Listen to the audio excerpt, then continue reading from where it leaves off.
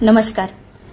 आपल्यासाठी घेऊन आली आहे अरुण कोल्हटकर यांची कविता वामांगे. देवळात गेलो होतो मध्ये, तिथं विठ्ठल काही दिसेना. रखमाई शेजारी नुसती वीट. मी म्हणलो हायला, रखमाई तर रखमाई, कुणाच्या तरी पायावर डोकं ठेवायचे. पायावर ठेवलेलं डोकं काढून घेतलं, आपल्यालाच मागं पुढं लागल म्हणून. आणि जाता जाता सहज रखमाईला म्हणलो, विठू कुठे गेला, दिसत नाही. रखमाई म्हणाली, कुठे गेला म्हणजे? उभा नाहीये का माझ्या उजव्या अंगाला?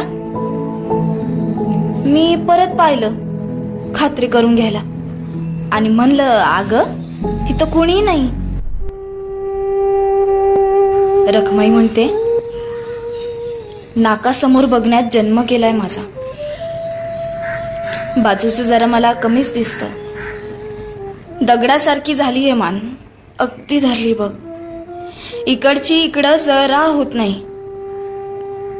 कधी येतो, कधी जातो, कुठे जातो, काय करतो, मला काही माहिती नाही. खांद्याला खांदा भिडवून नेहमी बाजूलाच असेल विठू. म्हणून मी पण बावळट उभी राहिली. आषाढी कार्तिकीला इतकी लोक येतात, मला कसं कोणीच सांगितलं नाही. आज एकदम मला भेटायला धावून आलं 28 युगांचं एकटेपण. 28 युगांचं एकटेपण.